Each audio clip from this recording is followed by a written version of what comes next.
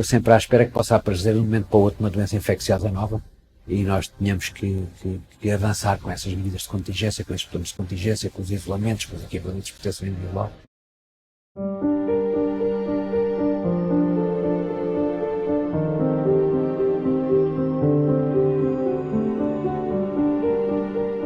De um momento para o outro, o mundo mudou.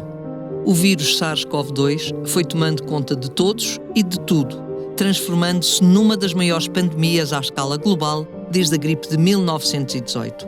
Desde então, e passados 2 anos desde os primeiros casos de Covid-19, houve mais de 310 milhões de infectados e mais de 5 milhões e meio de mortos. E vale a pena voltar atrás e rever os passos dados. O que aprendemos com o novo coronavírus? O que podíamos ter feito de forma diferente? O que podemos mudar para estarmos mais bem preparados para outras tragédias no futuro? Será que estamos perto do fim deste pesadelo?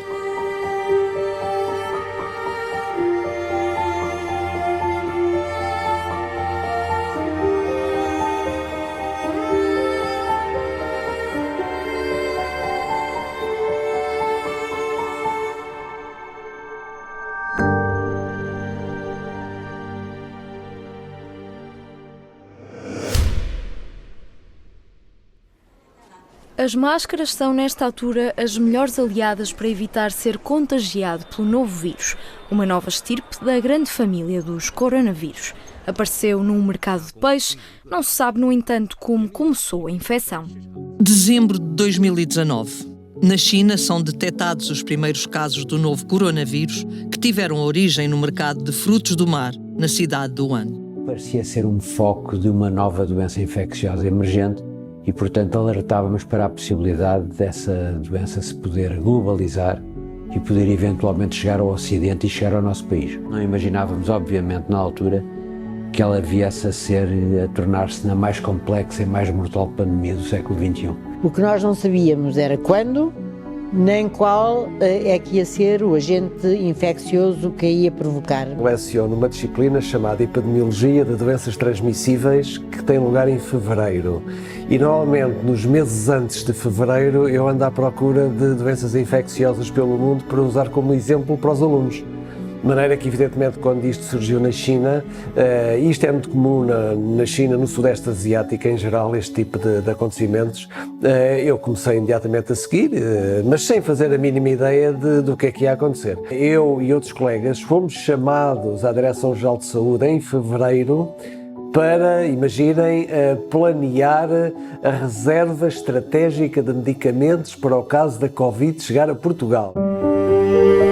O número de ocorrências aumenta nas semanas seguintes. Acredita-se que o vírus SARS-CoV-2 tem como hospedeiros determinadas espécies de morcegos e de pangolins, animais consumidos como alimento exótico em algumas regiões da China. Pouco tempo depois, o país entra em confinamento. Em janeiro de 2020, a Organização Mundial de Saúde declara a SARS-CoV-2 uma emergência de saúde pública de preocupação internacional. O vírus já tinha infectado mais de 50 pessoas e causado uma morte. Portugal tem uma atitude cautelosa e espera o evoluir da situação. A 11 de fevereiro, o novo coronavírus obteve o nome oficial Covid-19 e 9 dias mais tarde morre a primeira vítima da pandemia nos Estados Unidos da América. The first coronavirus death confirmed in the US. A 2 de março, a Ministra da Saúde, Marta Temido, anuncia os 2 primeiros casos de pessoas infectadas com o novo coronavírus em Portugal. O primeiro, no norte do país, no Centro Hospitalar de São João, e o segundo, no Hospital Curri Cabral, em Lisboa.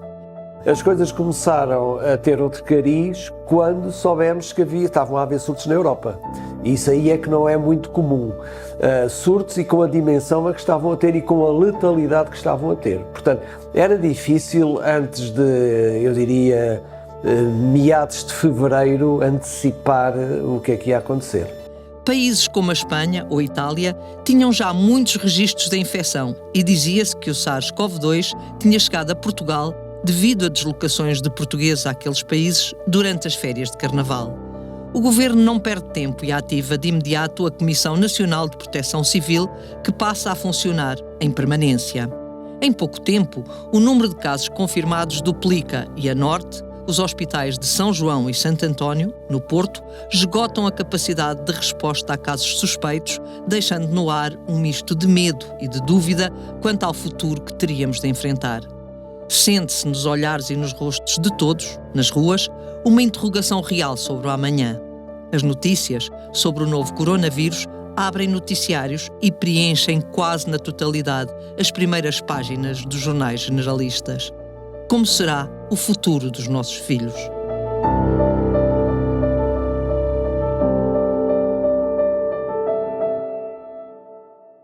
O Presidente da República, Marcelo Rebelo de Sousa, visita o Centro Hospitalar Universitário de São João, no Porto, onde os doentes internados vão aumentando dia após dia. Por esta altura, há em Portugal 30 casos confirmados devido à infecção e as escolas suspendem as aulas presenciais de norte a sul do país. A 11 de março, em Genebra, a Organização Mundial de Saúde declara a doença Covid-19 uma pandemia. That COVID-19 can be characterized as a pandemic. A Europa é, nesta altura, o epicentro de casos do novo coronavírus, enquanto que nos Estados Unidos é decretado o estado de emergência. As perguntas sobre o que se vai passar são muitas e sucedem-se as análises científicas e clínicas sobre o novo coronavírus. Como sobrevive? Em que ambientes se propaga? Que medidas preventivas tomar? Como devemos enfrentá-lo? Que fazer? E começam os primeiros estudos para a descoberta de uma vacina por parte de diferentes laboratórios da indústria farmacêutica. A 14 de março, os casos de Covid-19 em Portugal somam já 169 e a Ministra da Saúde faz uma declaração pública anunciando que o país entrou numa fase de crescimento exponencial da pandemia. O Serviço Nacional de Saúde se comportou muito bem e os nossos governantes e o nosso Ministério da Saúde tudo fez para que as coisas corressem bem. Obviamente há sempre críticas, obviamente nem todos estão satisfeitos, obviamente não estaremos todos satisfeitos com tudo o que aconteceu. Há coisas que seguramente poderiam ter corrido melhor, mas lembro que de facto estamos a lidar com uma pandemia que atingiu proporções e atingiu um nível de ameaça que não estávamos à espera. Que nós estávamos preparados, e vou dizer porquê. Nós tínhamos e temos um plano que se chamava de contingência, que foi feito para a gripe aviária e que de certa forma fez não só, cobria vírus respiratórios, mas esse plano foi muito importante há uns anos porque criou uma rede dedicada de serviços para o início de um novo agente que emergisse ou reemergisse. E, portanto, nós tínhamos aquilo que considerávamos que no início haveria, ou era possível haver uma fase de contenção. Os nossos primeiros casos vieram do México e na primeira fase conseguimos conter e depois sabíamos também que a partir de uma determinada altura ou o vírus desaparecia, era uma ameaça que não se concretizava, ou então disseminava-se na comunidade. E a partir desse momento não há contenção possível. O que há é mitigação, é mitigar os males. Quando o número de casos estava a aumentar, nós olhávamos para as estatísticas e víamos que o número de testes ia atrás. O que faz sentido, porque as pessoas eram suspeitas, testava-se, logo quanto mais casos havia, mais testes havia. Portanto, nós víamos a curva de casos a subir e a curva de testes a ir atrás dela. Tudo bem.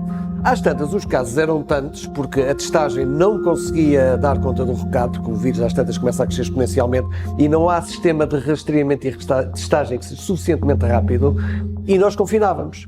Íamos para a outra arma, nós temos duas armas, antes da vacinação tínhamos duas armas, a testagem e o confinamento. Se nós então confinamos, é claro, as pessoas não contactam entre si, ao fim de 10, 15 dias os casos começam a decair. Quando os casos começavam a descer devido ao confinamento, os testes também começavam a descer. Portanto, nós estávamos confinados, tínhamos cada vez menos casos e cada vez testava-se menos. Às tantas, desconfinávamos, porque já havia poucos casos, e os casos se disparavam, e os testes lá iam atrás dos casos. Isto era um erro, isto foi uma das lições que nós tínhamos a obrigação de ter aprendido e que não aprendemos bem. Os cuidados intensivos de vários hospitais do país parecem estar já em ruptura. situação que é semelhante em Itália, em Espanha, na Bélgica e no Brasil. O Presidente da República não perde tempo e convoca de imediato o Conselho de Estado para discutir o que ninguém queria: uma eventual decisão de decretar o estado de emergência nacional.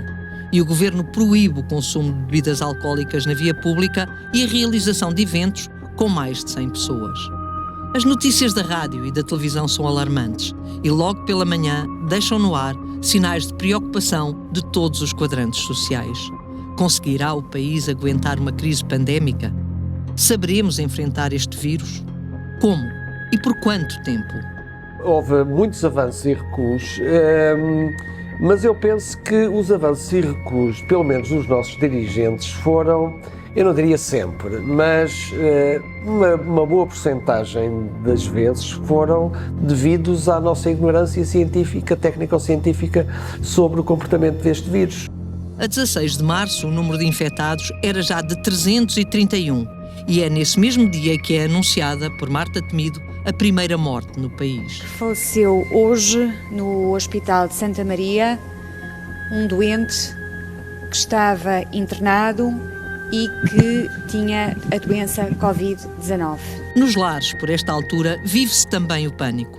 As mortes de idosos não param de aumentar e assim vão permanecer por um tempo demasiado largo, que vai da primeira à segunda vaga. Muitos lares são denunciados devido ao número de casos que têm, vindo-se a perceber que muitos deles estavam em situação de ilegalidade e que não tinham condições básicas de higiene e de saúde para tratar os mais velhos. A situação está complicada e a incerteza sente-se em tudo o que se faz ou no que se diz.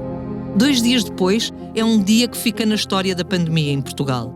Marcelo Rebelo de Sousa decreta o estado de emergência por 15 dias. Acabei de decretar o estado de emergência. E as fronteiras com Espanha são encerradas.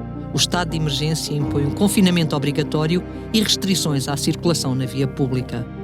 Muitas pessoas trabalham a partir de casa em teletrabalho, mas há também as que, devido a estes condicionantes, ficam sem trabalho. A desobediência é considerada crime e pode levar à prisão. Mas Portugal não é o único país a viver esta situação. Vários países entram em confinamento e o mundo fecha as portas. Ninguém sai à rua e as ligações pela internet ganham uma dimensão nunca vista.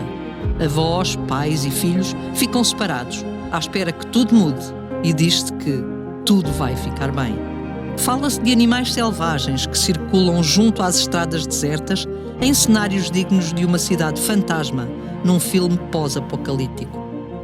O medo é real e está presente em todo lado. As incertezas são muitas e a informação contraditória é espalhada por toda a parte. Crescem movimentos negacionistas que não deixam de ser notórios até hoje. But the fact is, I had it worked out well, now I'm immune, I could run up and kiss this whole group of people, men and women. E avançam os estudos científicos para se encontrarem vacinas apropriadas que combatam rapidamente a pandemia. Em abril de 2020, os casos de pessoas infectadas com Covid-19 ultrapassam 1 milhão em todo o mundo. E é nessa altura que a Organização Mundial de Saúde lança um guia oficial sobre o uso da máscara que passa a ser recomendada, assim como o distanciamento social. A 16 de abril, Marcelo Rebelo de Sousa renova o estado de emergência. Numa mensagem ao país, aludiu ao milagre português, expressão com que muitos especialistas estrangeiros classificaram a forma como Portugal estava nesse momento a lidar com a pandemia. É bom que eles pensem que sim, que é um milagre. Nós sabemos que não. Não é um milagre. É fruto de muito sacrifício. É fruto de, nestas fases cruciais, quem tem responsabilidades políticas, ter ouvido os especialistas, ter agido em unidade, ter feito deste combate o combate da sua vida. Nós aguentamos porque também logo no dia 20 de março nós entramos naquilo que ficou conhecido pelo primeiro confinamento, que era no fim não se chamava confinamento, era o dever de recolhimento obrigatório. Portanto, era assim que se chamava, entramos em estado de emergência. Toda esta sucessão de medidas com o recolhimento e depois esse atendimento em domicílio, tudo isto resultou que a primeira onda epidémica em Portugal tivesse sido uma onda curta, uma onda achatada, uma onda que nós fomos perfeitamente capazes de gerir, mesmo no início de uma pandemia, quando ainda estávamos a melhorar os cuidados intensivos, quando estávamos a reforçar toda a resposta hospitalar, toda a infraestrutura, quando estávamos a adquirir equipamentos de proteção individual, quando estávamos a constituir a reserva estratégica de medicamentos e dispositivos. Portanto, tivemos essa capacidade de ir fortalecendo o sistema de saúde. O milagre é fruto de sacrifício. Um sacrifício que leva entidades, organizações e cidadãos anónimos a fazerem várias homenagens aos profissionais de saúde pelo trabalho prestado nestes tempos difíceis. Também as forças da ordem são aclamadas, assim como todos os portugueses que nestes tempos não puderam ficar confinados e continuaram a trabalhar diariamente nos supermercados, nas câmaras municipais, nos transportes públicos, nas farmácias, na construção civil e em muitos outros locais. Os portugueses que estavam confinados organizam-se e deslocam-se à janela para uma curta, mas sentida salva de palmas a todos estes trabalhadores.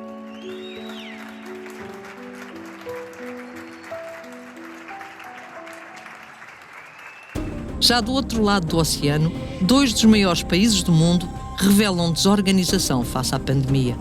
No Brasil, os números crescem de forma galopante e o presidente Jair Bolsonaro não parece muito preocupado com as vítimas mortais. Ser presidente da República é olhar o todo e não apenas as partes.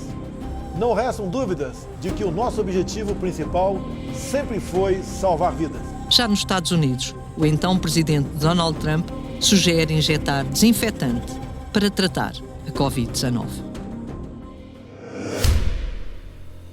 A 30 de abril foi apresentado o programa de desconfinamento em Portugal. Os estabelecimentos começam a reabrir residualmente. As pessoas voltam a sair à rua recuperando alguma confiança, mas não toda. A economia nacional volta a mexer e no verão há um relaxamento nas medidas para apoiar a retoma em vários setores de atividade que ficaram fragilizados com o confinamento. Na Nova Zelândia, o impensável acontece e anuncia-se em maio que a pandemia estava vencida. À época, o país é um exemplo para todo o mundo, com apenas 20 vítimas mortais. Mas é também no verão, mais precisamente em agosto, que é descoberta no Peru a variante Lambda. Em setembro, no Reino Unido, fala-se de uma outra variante, a Alfa. Nesse período, coincidentemente, tinha acabado de ter Covid e, portanto, tive esse medo de não contagiar outra pessoa. Depois tive o meu próprio medo. E o meu próprio medo também derivava do que eu sabia da doença. Se eu estivesse ignorante em relação à doença, se calhar não teria tido tanto medo. Mas sabia o suficiente para saber que ela, mesmo sem sintomas muito graves, podia evoluir silenciosamente, para saber que mesmo que os primeiros dias fossem relativamente benignos, poderia haver ali uma volta e não ser sempre assim até ao fim, e portanto cada dia era um dia, e eu deitava-me sempre com a sensação que amanhã posso acordar pior. Os primeiros dias pensei sempre, ainda estou em estado de graça, o vírus ainda não me invadiu completamente, mas amanhã vou acordar pior. Essa foi a minha sensação durante o tempo em que eu tive Covid. Portanto, tive mesmo medo. Medo para não contagiar o meu marido e medo do meu estado de saúde se agravar. Obviamente tive medo de ir para um hospital, tive medo de ser internada, tive medo de tudo. Tive mesmo medo. Não foi um medo paralisante. Não me impediu de fazer o que tinha que fazer e, de descansar, de relaxar, de fazer as coisas todas, mas tive. Em todo o mundo registram-se já 1 milhão de mortes por Covid-19. Mas há uma luz ao fundo do túnel, em novembro, com as vacinas recentemente apresentadas pela Pfizer a revelarem 90% de eficácia contra o SARS-CoV-2. Seguem-se os casos da Moderna e da AstraZeneca. Em França, devido ao aumento progressivo de casos, é decretado um novo confinamento em outubro. Em Portugal, a 11 de dezembro, a Ministra da Saúde, Marta Temido, emociona-se e chora na cerimónia de aniversário do Instituto Nacional Dr. Ricardo Jorge, em Lisboa. Ao mesmo tempo, e um ano após ter sido detectado o vírus, as autoridades e a imprensa oficial chinesa tentam obscurecer a origem do novo coronavírus, distorcendo comentários e estudos para sugerir que este começou no exterior e não em Wuhan. maior esforço científico conjunto que se viveu nos últimos anos a nível mundial acabou por resultar no desenvolvimento de várias vacinas. For a first marketing authorization of a COVID-19 vaccine in the EU with the corresponding safeguards, controls and obligations. A 21 de dezembro, a Agência Europeia do Medicamento aprovou a vacina desenvolvida pela Pfizer e é também em dezembro que, em Portugal, é criada uma task force para construir um plano de vacinação geral da população com o objetivo de podermos atingir a imunidade de grupo rapidamente. No dia 27, começa a vacinação em 5 centros hospitalares. O primeiro-ministro, António Costa, decide aliviar as restrições para as festividades natalícias. Ao Natal, a pergunta é se posso ir visitar a família? Sim, posso, porque é permitido viajar. Medidas que virão a provar ser problemáticas nos meses próximos, levando a um novo confinamento em Portugal a 21 de janeiro do ano seguinte. Em fevereiro de 2021, há alterações na mudança da direção da Task Force. Sai Francisco Ramos, ex-secretário de Estado, e entra um militar para o comando. O vice-almirante Henrique Gouveia e Melo é o escolhido para novo líder, o qual veio a ter um papel preponderante em todo o processo de vacinação e que colocou o nosso país num caso de sucesso pelos bons resultados alcançados. Pensava que íamos ter um problema muito grave no país e que seria uma coisa, apesar da nova tecnologia e da nova medicina, que seria uma coisa que iria afetar imenso a sociedade mundial como um todo. E isso nós apercebemos imediatamente disso. Mas nunca me ocorreu que iria coordenar o plano de vacinação. Com rigor militar, conseguiu conduzir o processo de vacinação sem falhas, conseguiu que o processo de vacinação se mantivesse sustentado, sustentado e eficaz, mas sustentado durante o tempo necessário para se obter aquela percentagem de população vacinada que pensávamos que garantia a imunidade, a chamada imunidade de grupo. Hoje chegamos à conclusão que provavelmente essa imunidade de grupo nunca irá ser atingida, tendo em conta estas variantes, tendo em conta que esta proteção não é uma proteção com a duração que se previa, e portanto esta proteção varia consoante o tipo de população com que estamos a lidar e portanto provavelmente essa imunidade de grupo nunca a iremos atingir. Na manhã do dia 15 desse mês, no Hospital das Forças Armadas, a Ministra da Saúde é vacinada, bem como o Primeiro-Ministro. Na sexta-feira anterior, também no Hospital das Forças Armadas, foram vacinados o Presidente da República, Marcelo Rebelo de Sousa, e o Presidente da Assembleia da República, Ferro Rodrigues. Foi um processo muito bem implementado, muito bem desenvolvido. Pena que de facto não tenhamos ainda conseguido 100% da população vacinada. Esse será sempre o grande objetivo. Quanto mais tivermos vacinados, menor probabilidade do vírus escapar à frente da vacina, menor probabilidade há de aparecerem variantes, menor probabilidade há de transmissão, porque de facto a vacina, embora não reduza, não diminua, não elimina a transmissão, ela reduz a transmissão. Em março começa um desconfinamento mais apertado do que no ano anterior, dividido em várias fases ao longo dos meses seguintes. Nesse mesmo mês, o Primeiro-Ministro visita o Hospital Curri Cabral, desde o primeiro momento um local importante no combate à pandemia para a eficácia do seu processo de vacinação. É o centro hospitalar que maior número de doentes Covid tratou ao longo deste último ano, para, através dos profissionais que aqui prestam serviço, agradecer e dar os parabéns a todos os profissionais de saúde que, ao longo de todo o ano, deram o seu melhor para tratar e salvar vidas. Em abril, já tinham sido administradas 1.000 milhões de doses de vacinas em todo o planeta. Mas muita gente duvida dos efeitos das vacinas com o crescimento dos movimentos negacionistas nos Estados Unidos da América e na Europa. The beautiful child went to have the vaccine, now is autistic. Nenhum destes movimentos, se bem que tenham muitos adeptos, afetam, no entanto, na generalidade, a vacinação no nosso país. A grande dificuldade foram os dados, a recolha de dados e os agendamentos. E o processo de agendamento da população e, portanto, convocar as pessoas para o agendamento. Prevejo, tendo em conta as características da infecção, tendo em conta, e já vimos o grau de proteção que as vacinas de primeira geração dão, que é um grau de proteção variável consoante o tipo de indivíduo, consoante a idade do indivíduo, consoante as comorbilidades presentes, que esta proteção é variável e, portanto, sendo variável, vai haver necessidade de reforço dessa vacinação. Evoluiremos seguramente para um processo de vacinação que terá que ser periódico, que terá que ser à semelhança do que acontece com a vacinação para a gripe. Eventualmente, todos os anos, tudo dependerá também um pouco do modo como evoluírem as vacinas, da capacidade de vacinas de segunda geração, terceira geração, tudo vai depender um pouco também da evolução científica. Não podemos desprezar que no início do processo, mais de 40% das pessoas tinham dúvidas sobre o processo de vacinação, uma vez que a vacina foi criada num tempo recorde. Aliás, os próprios especialistas, fazendo referência a esse desenvolvimento recorde, criavam também essa dúvida.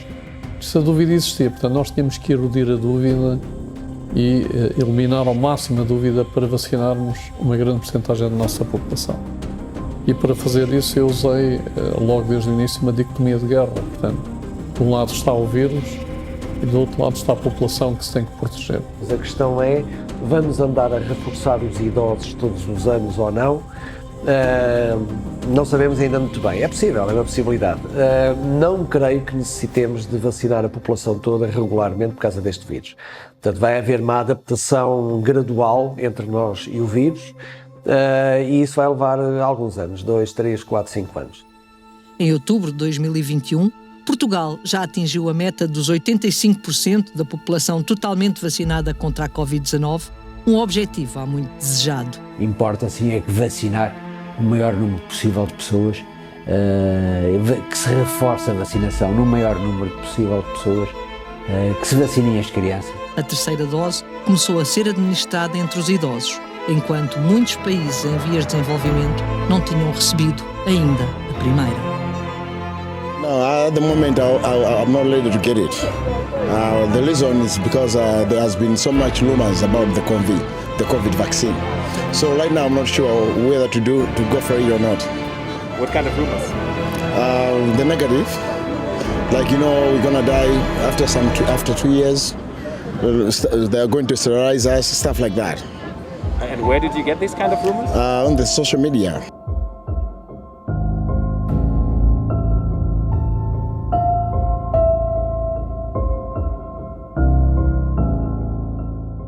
E quando nós nos estávamos a habituar à Delta, e a Delta tinha uma boa resposta à vacinação, paralelamente com o vírus, nós fomos vacinando, adquirindo resistência ao vírus e conseguindo lidar com o vírus.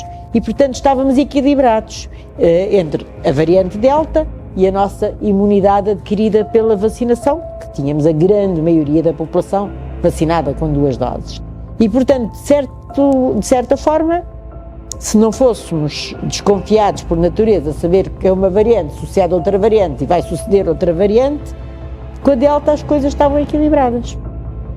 E eis não quando, no dia 27 de novembro, já sabíamos que havia Omicron na África do Sul, já tínhamos os alertas, muito rapidamente, num mês, a Delta deixou de circular e nós passamos a ser completamente dominados por outra realidade totalmente diferente, que se chama Omicron, que é a realidade da grande transmissibilidade aliada a uma fuga parcial ao nosso sistema imunitário, um escape parcial, não é um escape total, por isso é que nós, apesar de tudo, não estamos a ter um impacto grande na mortalidade e na doença grave, mas de facto esta variante é diferente.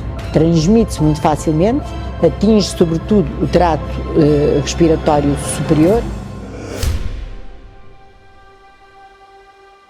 Passaram-se 2 anos desde que os primeiros casos de Covid-19 foram anunciados na China. Nós ganhamos uma batalha, não ganhamos a guerra. Uma batalha porque é uma coisa geograficamente limitada.